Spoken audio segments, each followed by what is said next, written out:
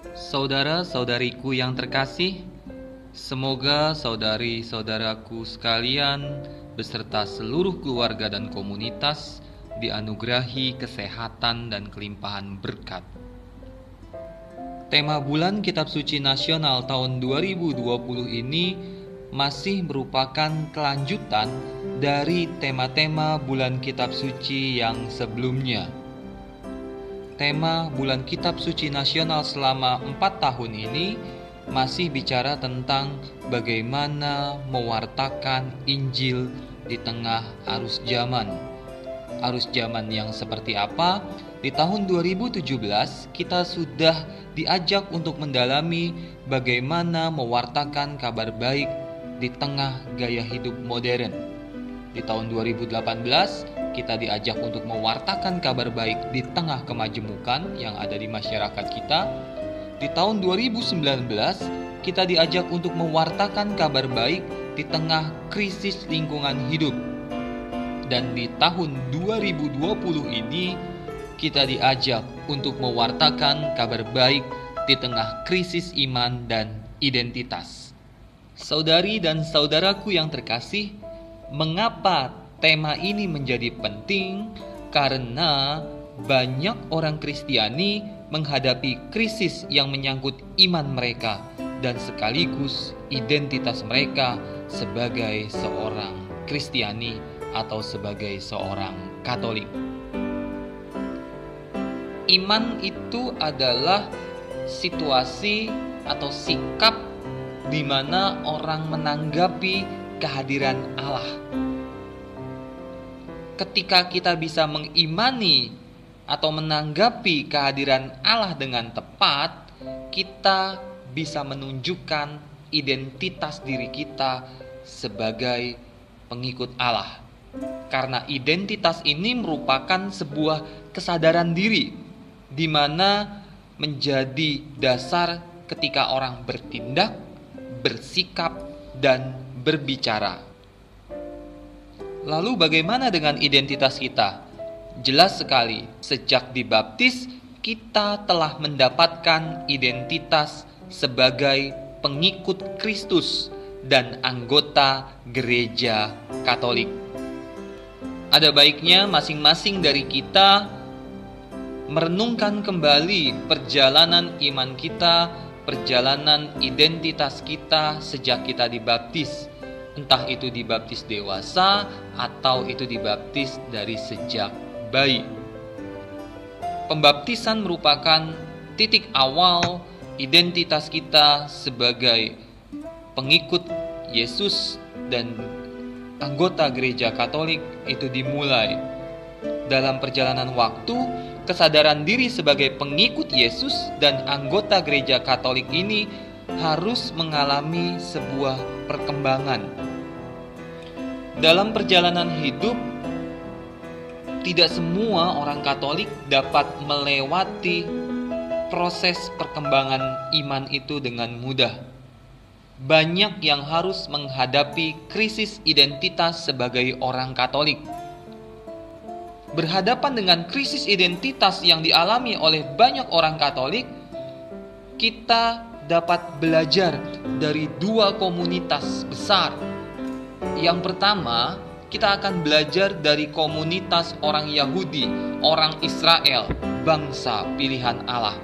Dan yang kedua, kita akan belajar dari komunitas para rasul, para murid Yesus, jemaat perdana. Lewat umat Israel kita dapat banyak belajar bagaimana mereka mengatasi krisis iman dan identitas dalam kehidupan mereka. Seperti kita ketahui, bangsa Israel adalah bangsa pilihan Allah. Namun, di tengah perjalanan kehidupannya, mereka mengalami krisis.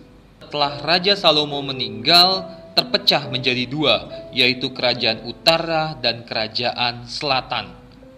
Bahkan dalam sejarah kehidupan mereka dikalahkan oleh bangsa Babel.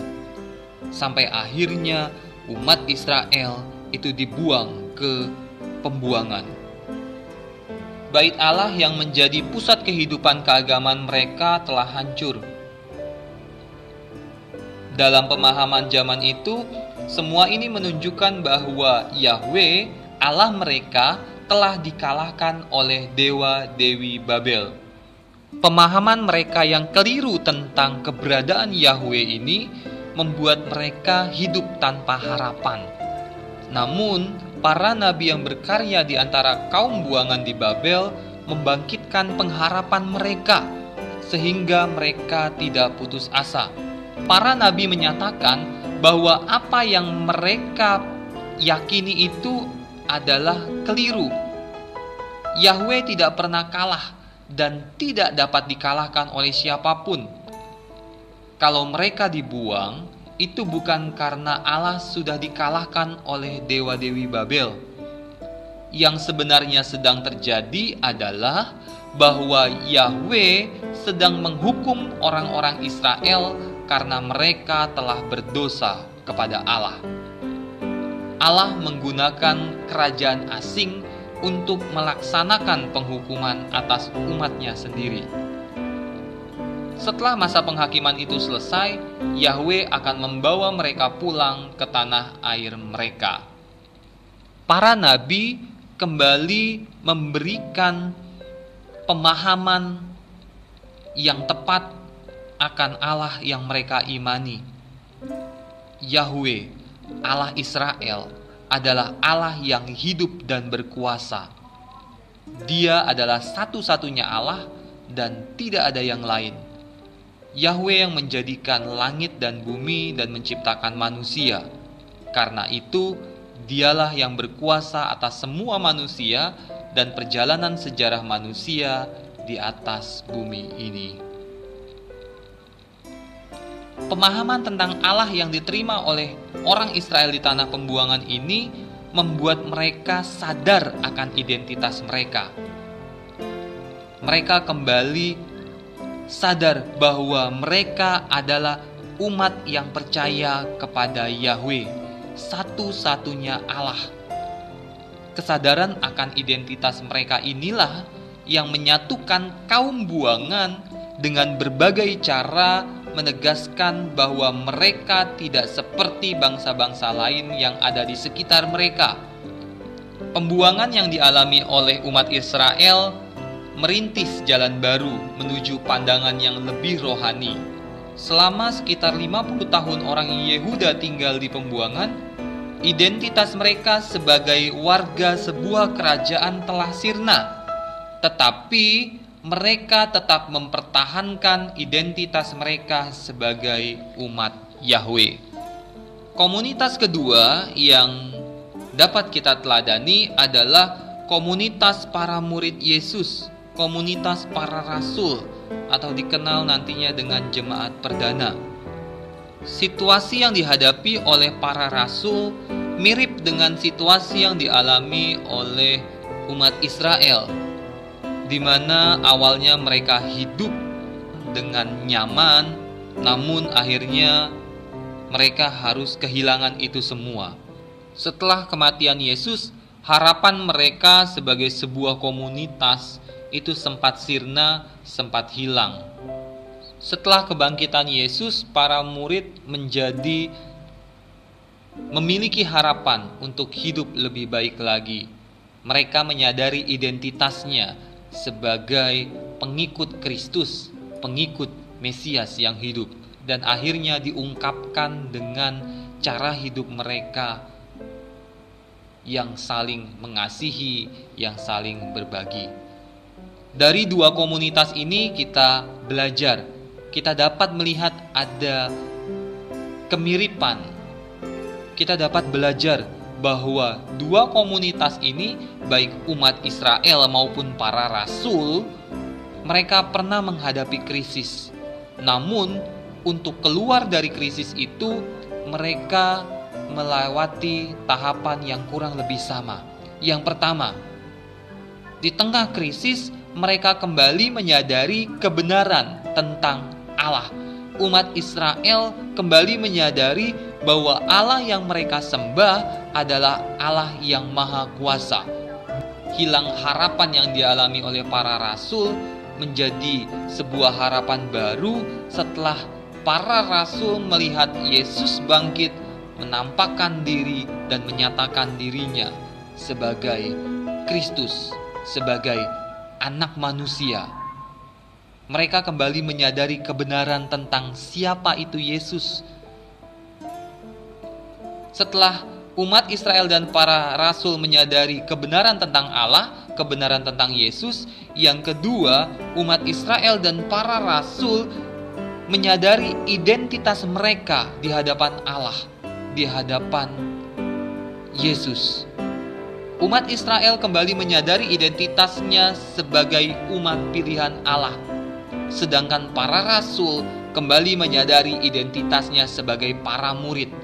Dan sebagai seorang murid, mereka harus melakukan apa yang diperintahkan kepada mereka, dan mereka harus meneladani apa yang guru mereka lakukan.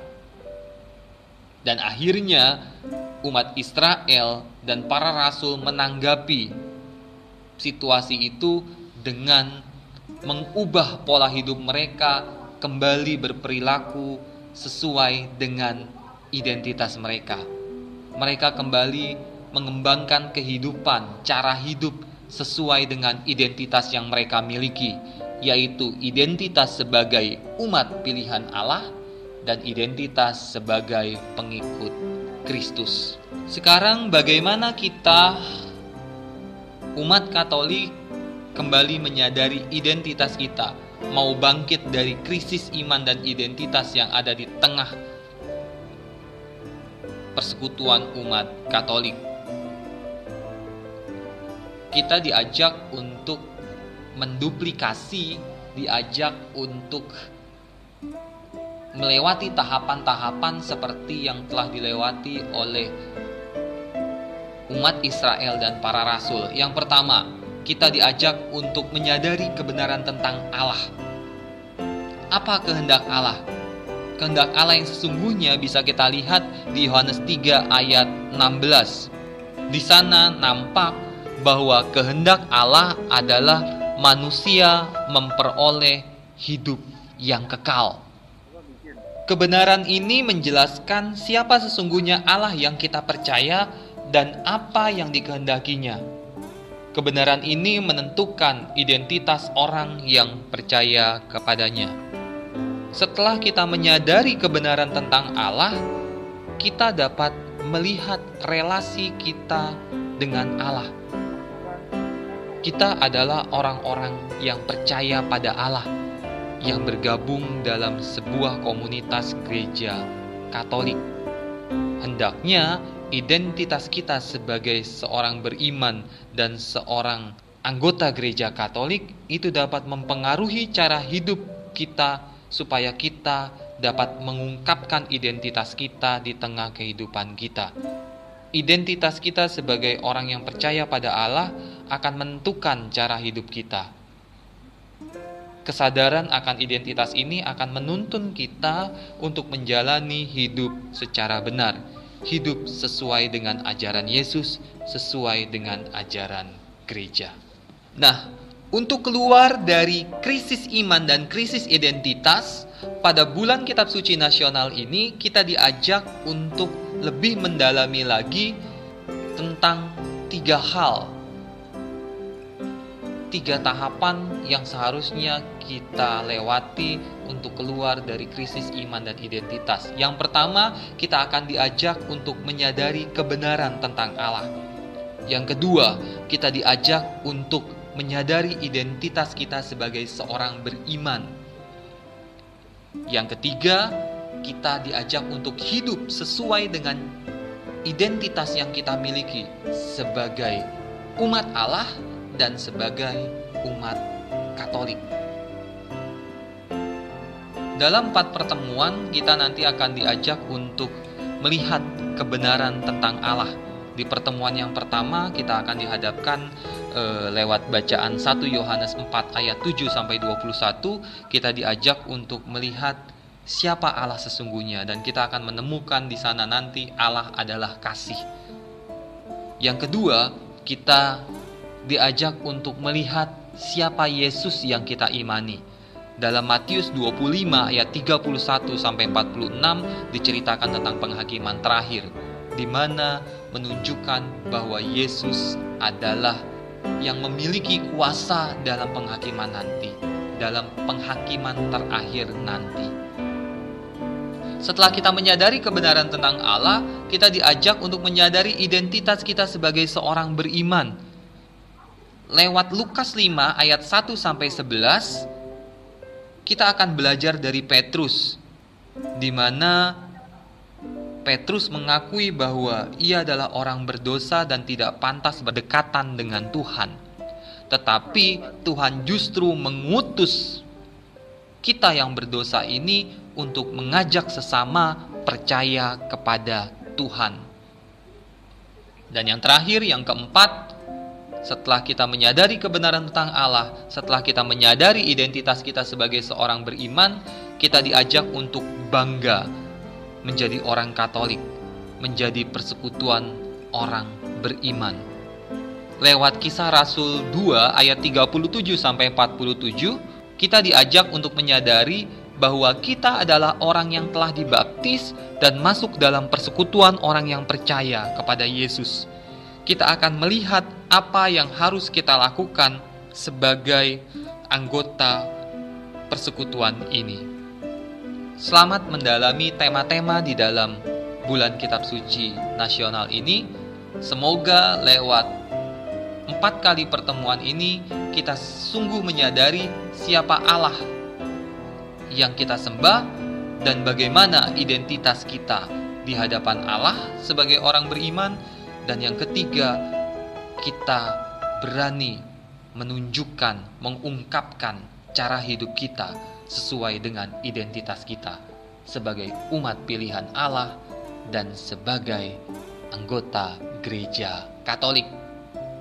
Tuhan Yesus memberkati kita semua.